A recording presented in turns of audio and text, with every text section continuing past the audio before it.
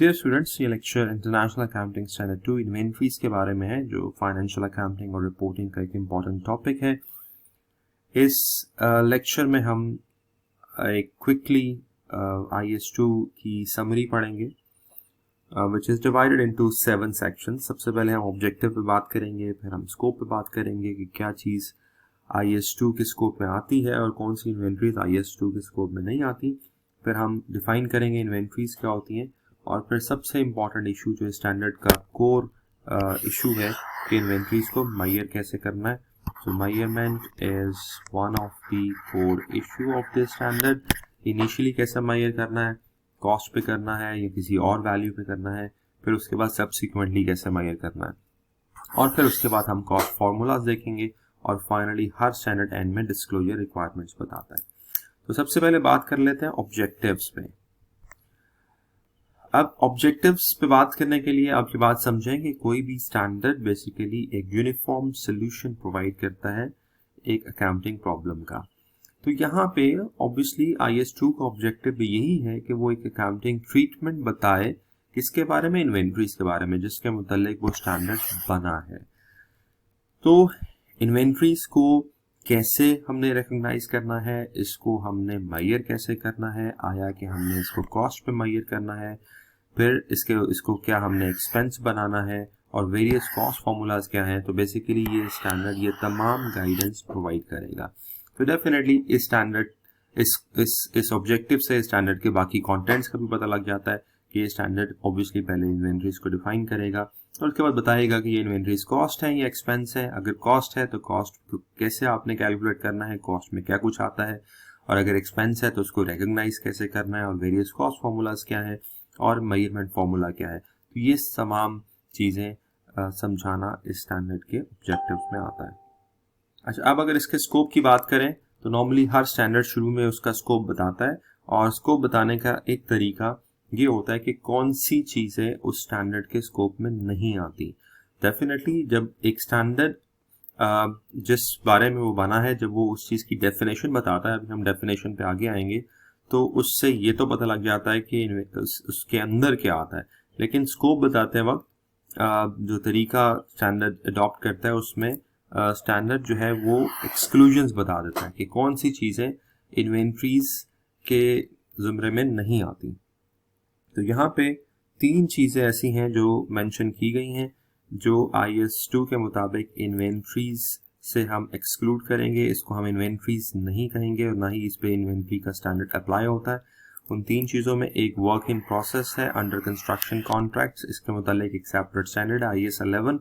तो अगर आप कंस्ट्रक्शन कॉन्ट्रैक्ट्स कर रहे हैं और उसमें कोई वर्क इन प्रोसेस है, तो हम इस वर्क इन प्रोसेस को इन्वेंट्री नहीं कहेंगे। वैसे वर्क इन प्रोसेस अभी आप डेफिनेशन में देखेंगे इन्वेंट्री कहलाता है, लेकिन ये वो वर्क इन प्रोसेस होगा जो प्रोडक्शन प्रोसेस में होगा। फिर दूसरा फाइनेंशियल इंस्ट्रूमेंट्स से रिलेटेड आप इसको भी इन्वेंट्री नहीं कहेंगे। और तीसरा biological assets related to agricultural activity और एग्रीकल्चरल प्रोड्यूस, ये भी इन्वेंट्रीज में नहीं आएगा। ये 3 चीज़ें इन्वेंट्रीज में नहीं आएंगी। इन तीनों के मुतालिक एक सेपरेट स्टैंडर्ड है। सो बेसिकली IS2 इन 3 के मुतालिक बात नहीं कर रहा। उसके अलावा IS2 में जो मेजरमेंट का रूल है, और वो रूल भी अभी हम पढ़ लेंगे, वो रूल इन 2 चीज़ों पे अप्लाई नहीं होता। Producers of agricultural and forest products, इस पे अप्लाई नहीं होता, और मिनरल प्रोडक्ट्स पे भी वो रूल अप्लाई नहीं होता। इसका मतलब ये है कि बाकी तमाम रिक्वायरमेंट्स IS2 की इन 2 चीज़ों पे अप्लाई होती है, लेकिन जो मेजरमेंट रूल है, लाइक अगर मैं आपको फास्ट फॉरवर्ड बता दूं, lower of cost and NRV, वो इस पे अप्लाई नहीं होता। अब बात की जाए डेफिनेशन की कि इन्वेंट्रीज क्या होती हैं, तो IS2 के मुताबिक इन्वेंट्रीज आर एसेट्स। आपको पता है कि अकाउंटिंग में जब आपने किसी चीज़ को रिकग्नाइज करना होता है, तो आपके पास जो ऑप्शंस होती हैं उसमें एसेट्स, लायबिलिटीज, रेवेन्यूज, एक्सपेंसेस और इक्विटी की ऑप्शंस होती हैं। तो यहाँ पे IS2 के मुताबिक इन्वेंट्रीज आर एसेट्स। अब किस किस्म के एसेट्स हैं? अब एसेट्स तो फिक्स एसेट्स भी हो सकते हैं, एसेट्स तो करंट एसेट्स भी हो सकते हैं। तो ये किस किस्म के एसेट्स हैं? इसके अंदर स्टैंडर्ड 3 बातें बताता है कि ये इस तरह के एसेट्स हैं जिसको आप सेल के लिए होल्ड करते हैं in the ordinary course of business, so basically it means finish goods, कि अगर आप कोई फिनिश गुड्स खरीदते हैं बेचने के लिए तो बेसिकली वो भी इन्वेंट्री कहलाएगा। लाइक एक मोबाइल आप खरीदते हैं बेचने के लिए, वो भी आपका इन्वेंट्री कहलाएगा। अब यहाँ पे एक वर्ड और भी इम्पॉर्टेंट है, ऑर्डिनरी कोर्स ऑफ बिजनेस। अब ऑर्डिनरी कोर्स ऑफ बिजनेस का मतलब ये है कि ये आपका एक नॉर्मल बिजनेस होना चाहिए। लाइक मोबाइल खरीदना बेचना आपका एक नॉर्मल बिजनेस होना चाहिए। तो अगर आप वही मोबाइल खरीदते हैं इस्तेमाल करने के लिए और बाद में बेच देते हैं, तो ये आपका ऑर्डिनरी कोर्स ऑफ बिजनेस नहीं है। Then that mobile can not be classified as inventory. ठीक है, यहाँ पे inventories are assets that are held for sale in the ordinary course of business. Finish goods की तरफ इशारा है। दूसरा, इन्वेंट्रीज वो एसेट्स भी हैं जो कि प्रोडक्शन प्रोसेस में होते हैं, और again this production process is for sale. तो यहाँ पे जो इशारा है वो वर्क इन प्रोसेस की तरफ है। तो वर्क इन प्रोसेस भी इन्वेंट्री होती है। तो मैन्युफैक्चरिंग बिजनेस में जो वर्क इन प्रोसेस होता है उसको भी आप इन्वेंट्री कहोगे। ठीक है, आपने मटेरियल, लेबर, ओवरहेड्स लगाए लेकिन अभी वो चीज़ मुकम्मल नहीं है, अधूरी है, तो उस अधूरी चीज़ को भी आप इन्वेंट्री कहोगे। अल्टीमेट ऑब्जेक्टिव क्या है कि जब वो बन जाएगी तो आपने उसे बेचना है। उसके अलावा तीसरी चीज़ जो स्टैंडर्ड कहता है वो ये कहता है कि इन्वेंट्रीज वो तमाम मटेरियल्स, रॉ मटेरियल्स और सप्लाईज भी होते हैं जो कि प्रोडक्शन प्रोसेस में कंज्यूम होने होते हैं। तो यहाँ पे डेफिनेटली इशारा जो है वो रॉ मटेरियल और सप्लाईज की तरफ है। तो इसका मतलब ये हुआ कि इन्वेंट्रीज रॉ मटेरियल की, वर्क इन प्रोसेस की और फिनिश गुड्स की होती है। और यहाँ पे ये स्टैंडर्ड पहले ही बता चुका है कि इसमें बायोलॉजिकल एसेट्स और इसमें फाइनेंशियल इंस्ट्रूमेंट्स और इसमें कंस्ट्रक्शन कॉन्ट्रैक्ट से रिलेटेड वर्क इन प्रोसेस की इन्वेंट्री वो इस IS2 के स्कोप में नहीं आती। IS2 के स्कोप में सिर्फ वो इन्वेंट्री आती है जो कि आप होल्ड करते हैं बेचने के लिए और जो कि प्रोडक्शन प्रोसेस में होती है फॉर सेल और जो कि कंज्यूम हो जाती है प्रोडक्शन प्रोसेस में। तो यहाँ से ये दो चीज़ें पढ़ने के बाद, डेफिनेशंस पढ़ने के बाद आपको पता लग जाता है कि क्या चीज़ इन्वेंट्री में शामिल है, व्हाट इज इंक्लूडेड, और स्कोप पढ़ने के बाद आपको ये पता लग जाता है कि क्या चीज़ इन्वेंट्रीज में शामिल नहीं है, व्हाट इज एक्सक्लूडेड। तो वंस वी आर क्लैरिफाइड कि क्या चीज़ इन्वेंट्रीज में शामिल है और क्या चीज़ इन्वेंट्रीज में शामिल नहीं है, तो हमारे लिए काफ़ी आसानी हो जाती है इस गाइडेंस को यूज करते हुए इन्वेंट्री को रिकॉग्नाइज करना। अब इसके बाद जो सबसे इम्पॉर्टेंट इशू है इस स्टैंडर्ड का वो ये है कि इन्वेंट्रीज को मेजर कैसे करना है। अब जब बात मेजरमेंट की आती है, आपको पता है जब तक आप किसी चीज़ को मेजर नहीं कर सकते आप उसको रिकॉर्ड भी नहीं कर सकते, वो फाइनेंशियल स्टेटमेंट का हिस्सा नहीं बन सकती। और जब बात मेजरमेंट की आती है तो आपको मैंने कॉन्सेप्चुअल फ्रेमवर्क में पढ़ाया था कि conceptual framework of financial reporting में कुछ मेजरमेंट बेसिस रखी गई हैं। उसमें हिस्टोरिकल कॉस्ट भी है, उसमें रिप्लेसमेंट कॉस्ट भी है, उसमें एक दो और बेसिस भी हैं। तो अब डेफिनेटली जो स्टैंडर्ड है, कोई भी स्टैंडर्ड हो, चाहे वो IS16 हो, IS2 हो या कोई भी और स्टैंडर्ड हो, वो ये ज़रूर बताता है कि आपने उस पर्टिकुलर आइटम को मेजर कैसे करना है, कि कॉस्ट पे करना है या आपने उसको नेचुरलाइजेबल वैल्यू पे करना है या रिप्लेसमेंट कॉस्ट पे करना है। तो IS2 में जो फंडामेंटल प्रिंसिपल है, and this is the foremost important principal जो आपने याद रखना है और जो इसकी एप्लीकेशन आपको एग्जाम में आ सकती है या प्रैक्टिकल लाइफ में आपको आ सकती है, वो ये है कि बुनियादी असूल ये है IS2 जो आपको देता है कि इन्वेंट्रीज को आपने लिखना है लोअर ऑफ कॉस्ट और NRV पे। तो यहाँ पे दो चीज़ें हैं, ठीक है, दो चीज़ें हैं और स्टैंडर्ड कहता है इन दोनों का लोअर ले लो।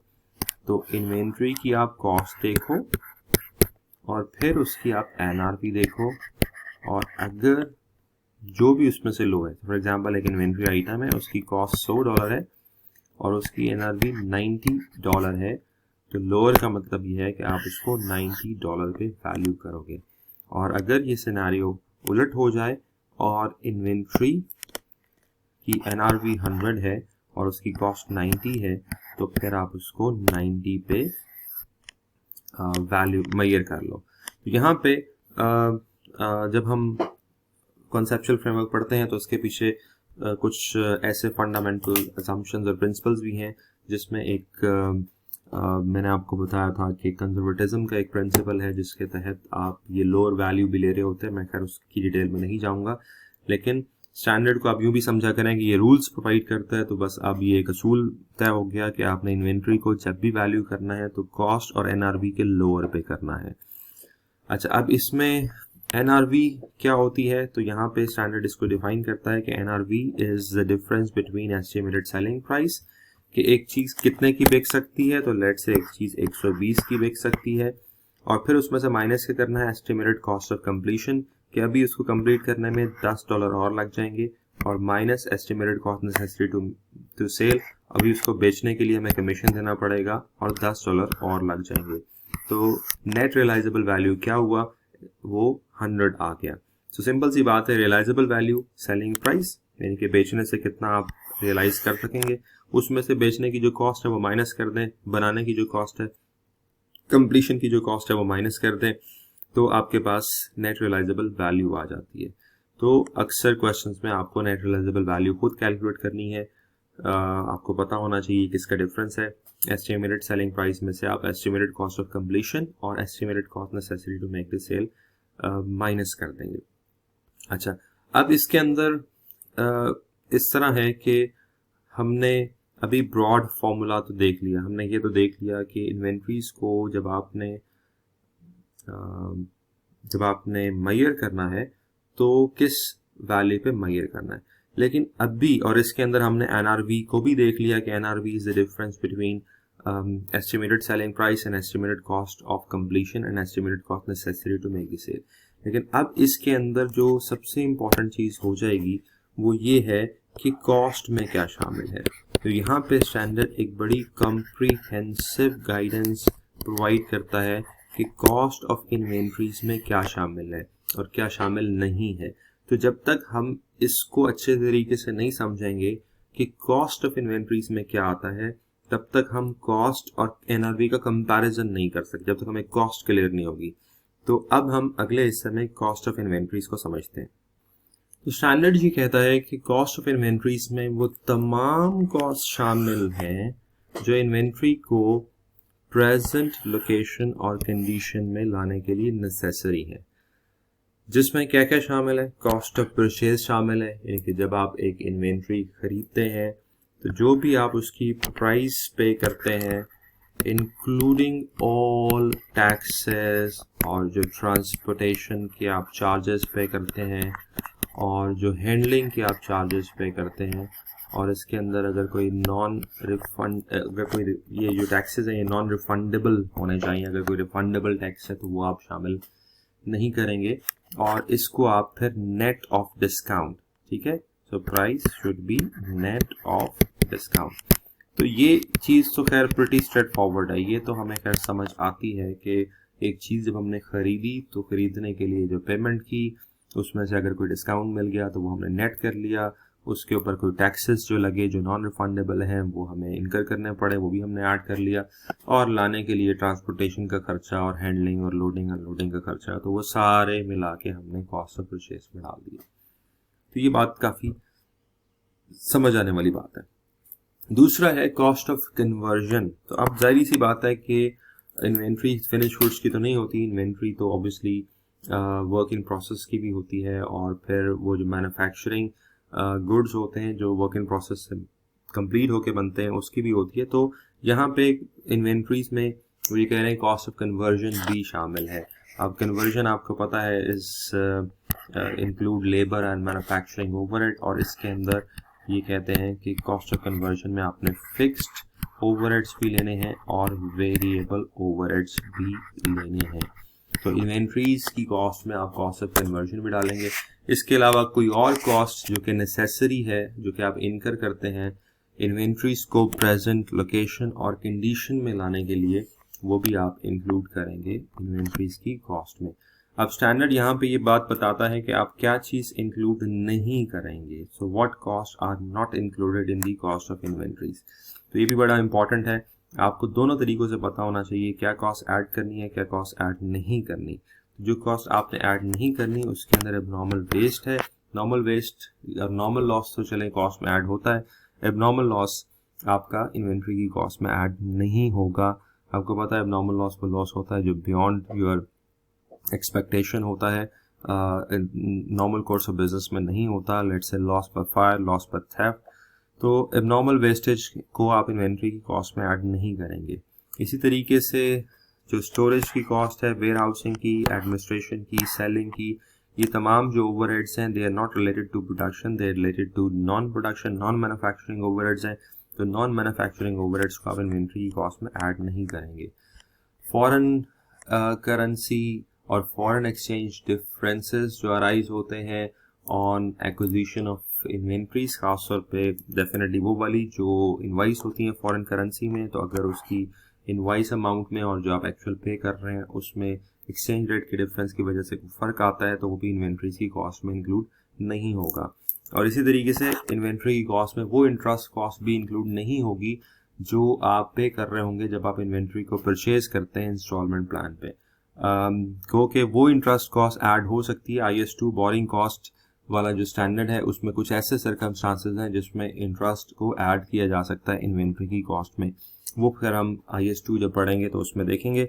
बट राइट नाउ हम ये कह रहे हैं कि इंटरेस्ट कॉस्ट, वो वाली इंटरेस्ट कॉस्ट जब आप इन्वेंट्री खरीदते हैं इंस्टॉलमेंट प्लान पे, तो वो वाली इंटरेस्ट कॉस्ट ऐड नहीं होगी। तो यहाँ पे स्टैंडर्ड ने आपको बता दिया कि कॉस्ट ऑफ इन्वेंट्रीज में क्या शामिल होगा और क्या शामिल नहीं होगा। तो you can come up with an exams question जिसमें आपको मुख्तलिफ कॉस्ट दे दी जाए, उसमें आपको प्राइस भी दी जाए, उसमें आपको टैक्सेस भी दिए जाए, उसमें आपको ट्रांसपोर्ट हैंडलिंग चार्जेस भी दिए जाए, डिस्काउंट का बताया जाए, ओवरहेड्स हो, उसमें नॉर्मल लॉसेस हो, सेलिंग ओवरहेड्स हो, एडमिनिस्ट्रेशन ओवरहेड्स हो, उसमें इंटरेस्ट कॉस्ट हो, और फिर आप पिक करें कि अच्छा कौन सी चीज़ों को मैं ऐड करूंगा तो इन्वेंट्री की कॉस्ट बनती है और कौन सी चीज़ इन्वेंट्री की कॉस्ट में मैंने नहीं डालनी।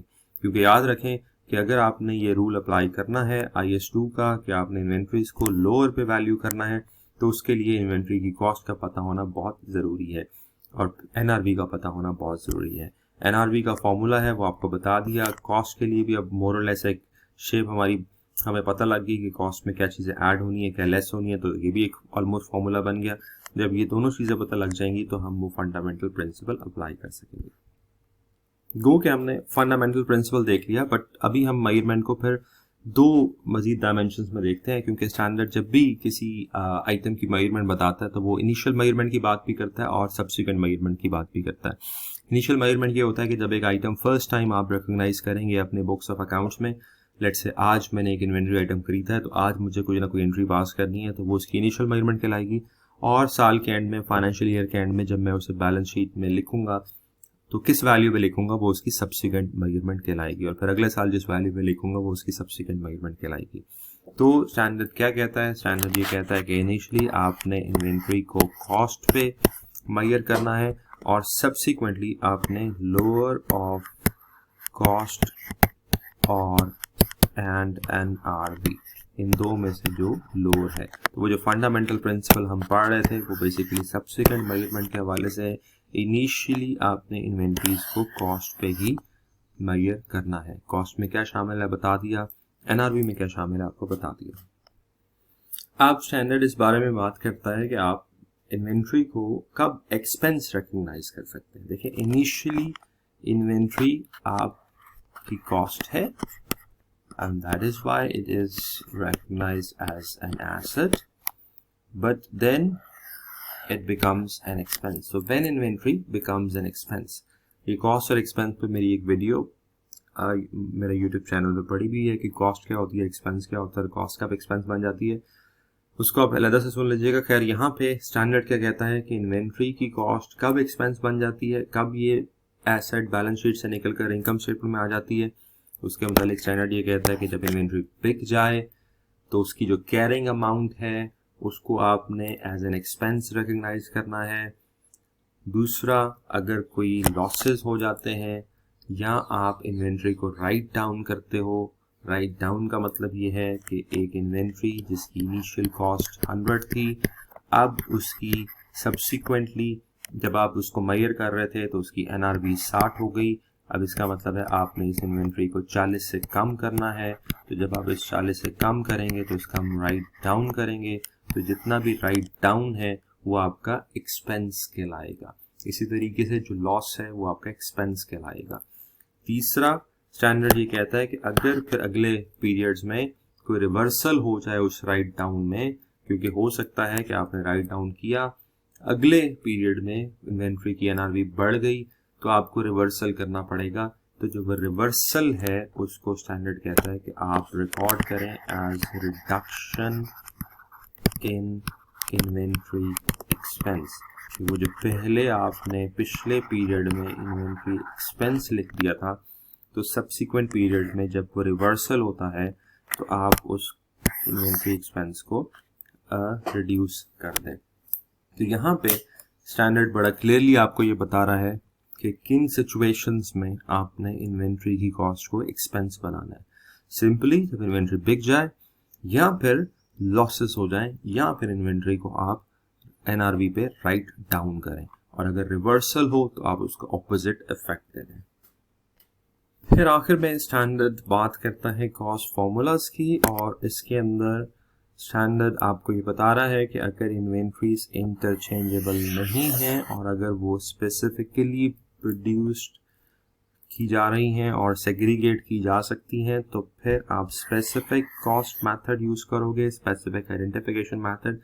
लेकिन अगर इन्वेंट्रीज इंटरचेंजेबल हैं तो फिर कॉस्ट फॉर्मूलाज में स्टैंडर्ड आपको दो ऑप्शन देता है, you can use first in first out and you can use weighted average. इसके अंदर जो लास्ट इन फर्स्ट आउट आपको मेथड प्रीवियस स्टडीज में शायद आपने पढ़ा हो, तो basically IS2 now abolish this last in first out method. तो अब आपके पास कॉस्ट फॉर्मूलाज तीन ही हैं, या तो आप स्पेसिफिक आइडेंटिफिकेशन मेथड यूज करेंगे, या आप FIFO first in first out करेंगे, या वेटेड एवरेज यूज करेंगे। अब मैं यहाँ पे इस पर मजीद बात नहीं करूँगा। From your previous studies you already know कि फर्स्ट इन फर्स्ट आउट कैसे अप्लाई करना है और वेटेड एवरेज कैसे अप्लाई करना है। प्रॉब्लम क्या होता है कि आप एक ही तरह की इन्वेंट्री मुख्तलिफ डेट्स में जब खरीद रहे होते हैं, और वो इन्वेंट्री इंटरचेंजेबल भी होती है, तो उसके अंदर जब आप मुख्तलिफ प्राइसेस में इन्वेंट्री को ख़रीदते हैं तो फिर इन्वेंट्री जो इशू हुई है वो किस वैल्यू पे हुई है, और जो इन्वेंट्री बच गई है वो किस वैल्यू पे बच गई है, उसकी क्या कॉस्ट है। तो उसके लिए आपको कोई ना कोई मेथड चाहिए। तो यहाँ पे IS2 जो है आपको दो मेथड्स प्रोवाइड करता है, FIFO और वेटेड एवरेज। आखिर में हर स्टैंडर्ड डिस्क्लोजर रिक्वायरमेंट्स बताता है। आपको पता है कि कंसेप्चुअल फ्रेमवर्क में एक प्रिंसिपल होता है, फुल डिस्क्लोजर प्रिंसिपल, जिसके मुताबिक आप रीडर को और यूज़र को फाइनेंशियल स्टेटमेंट्स की उस चीज़ से रिलेटेड मुकम्मल तफसील प्रोवाइड करेंगे, और उसके लिए नोट्स टू दी अकाउंट्स में आप डिटेल्स देंगे। तो यहाँ पे फुल डिस्क्लोजर प्रिंसिपल के तहत IS2 आपको ये बता रहा है कि आपने अकाउंटिंग पॉलिसी फॉर इन्वेंट्रीज बतानी है, आपने ये बात बतानी है कि इन्वेंट्रीज को आपने वैल्यू किया है lower of cost in NRV पे, कौन सा मेथड आपने यूज़ किया है, FIFO यूज़ किया है या वेटेड एवरेज यूज़ किया है। फिर आपने बताना है कैरिंग अमाउंट्स ऑफ तमाम इन्वेंट्रीज, यानी कि आप बताएंगे कि आपकी कैरिंग अमाउंट क्या है, वर्क इन प्रोसेस की आप बताएंगे आपकी कैरिंग अमाउंट क्या है, मटेरियल्स की, सप्लाईज की, फिनिश गुड्स की। तो इसी क्लासिफिकेशन में आपने कैरिंग अमाउंट्स बतानी है। और अगर किसी आइटम ऑफ इन्वेंट्री को आपने कॉस्ट से कम पे कैरी किया हुआ है, लेट से फेयर वैल्यू पे कैरी किया हुआ है, तो फिर आप उसको भी अलग से बताएंगे।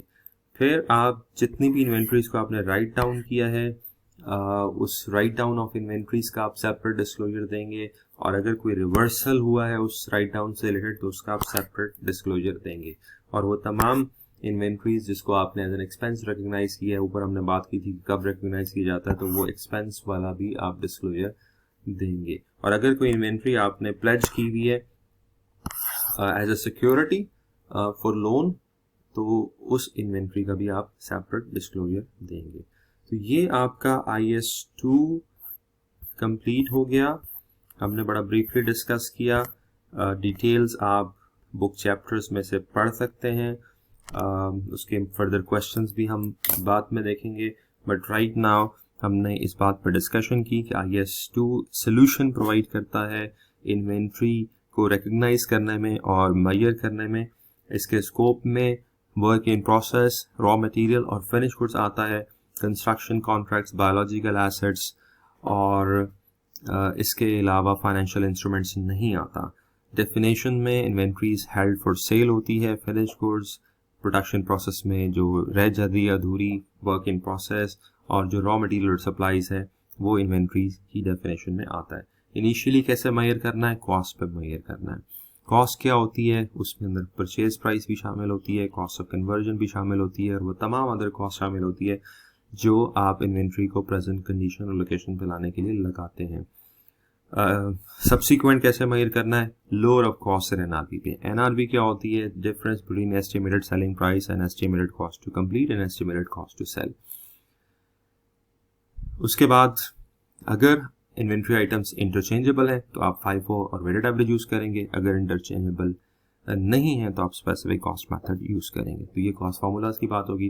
फिर आपने डिस्क्लोजर्स देने हैं, आपने तमाम किस्म के डिस्क्लोजर्स देने हैं, कौन कौन सी इन्वेंट्री है, क्या उसकी कैरिंग अमाउंट है, किसको राइट डाउन किया है, किस इन्वेंट्री से रिलेटेड रिवर्सल है, और अकाउंटिंग पॉलिसी आपकी क्या है, और फाइनली अगर कोई इन्वेंट्री आपने एज अ सिक्योरिटी प्लेज की है तो उसका आप सेपरेट डिस्क्लोजर देंगे।